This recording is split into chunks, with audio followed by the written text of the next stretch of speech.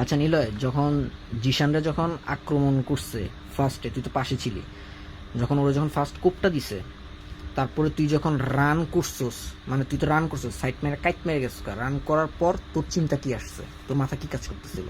আমার চিন্তা একটাই ছিল যে সেরা তারা আজকে মেরে ফেলবে, 100% শিওর। আর আমি যখন দূরে গেছি তখন ফায়ারিং এর শব্দ শুনতে পারছি, শুনতে পারার পরে ভাবছি যে তারা মেরে ফেলছে।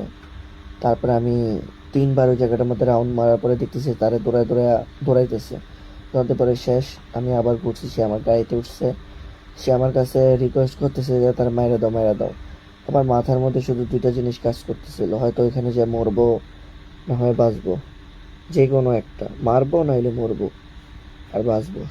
তারপরে নিজের জীবন ঝুঁকি রেখা স্বইচ্ছায় সজোরে যে ধাক্কা দিই।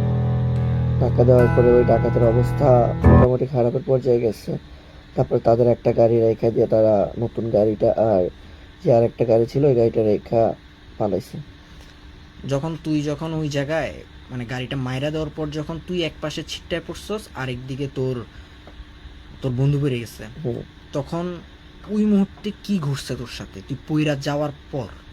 পইরা যাওয়ার সাথে সাথে ওই ছেলে দৌড় দিয়ে পালায় গেছে গা, মানে পুলিশে কল দেওয়ার জন্য। আর কোন সৎ ছেলে, কোন ছেলে? জিশান। হ্যাঁ। আর যেই ছেলে ছিল ওই ডাকাতগুলা, এই ডাকাতগুলা মনে করো যে মানে হিংস্র হয়ে আমার হেলমেটের মধ্যে কোপানো শুরু করছে। গায়ে হাত পায়ে এতটা কোপ পড়ে না, জাস্ট হাতে কোপ পড়ছে। আর মানে এমনভাবে মাথার মধ্যে কোপাইছে যে মাথার হেলমেট দুই ভাগ হইয়া দুইটা কোপ আমার মাথার মধ্যে লাগছে যে। তারপরে ওইখান থেকে কোনো মতে দৌড়াইছিস তুই? আমি দৌড়াইতে পারি না, আমি সজোরে মাটিতে পড়ে গেছি গা।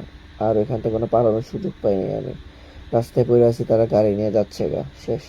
তারপরে ওই জিশান কিছুক্ষণ কিছুক্ষণ 10 মিনিট এখানে বলছে সবাই পুলিশের হেডকোয়ার্টার থেকে, কিন্তু এখানে 10 মিনিট লাগে নাই, আরো বেশি লাগছে, 1 ঘন্টা প্লাস।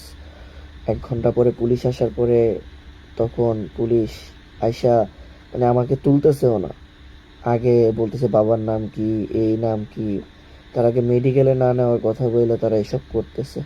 তারপর মেডিকেলে নিল, মেডিকেলে যাওয়ার পরে কোনো চিকিৎসা নাই। ওই মুহূর্তে কি তোর কি যখন তুই রাস্তায় পড়েছিলি, তখন কি তোর ব্লাড কিরকম যেতেছিল? হ্যাঁ, ব্লাড পড়তেছিল, সাদা গেঞ্জি পুরো লাল হয়ে গেছে তোর ওই গা। মুহূর্তে তো কি লাগতেছিল? তখন 2বার ওই জায়গার মধ্যে বমি করছি।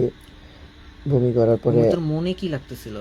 তোর মনে বুকের ভিতর কি লাগতেছিল? আমি মরে যাবো গা, আমার বাঁচার কোনো সম্ভাবনা নাই। তখন কার কথা মনে পড়ছে? বাবা মা, ফ্যামিলি, পরিবার, ভাই, সবার কথা। শুধু চেহারাতে ছোটবেলার স্মৃতি যা আছে সব ভাইসে আসতেছিল। কিরকম ভয় পাইছিলি পরে? আমার আত্মা কাত্তা ছিল, বুকের হার্টবিট বাইরে গেছে। তখন কি চিন্তা আসে নাই আমি এই সিদ্ধান্তটা কেন নিলাম? আসলে এই সিদ্ধান্তটা আমার কেন জানি কেমন লাগলো, কি বলবো বুঝে বলতে পারতেছে না।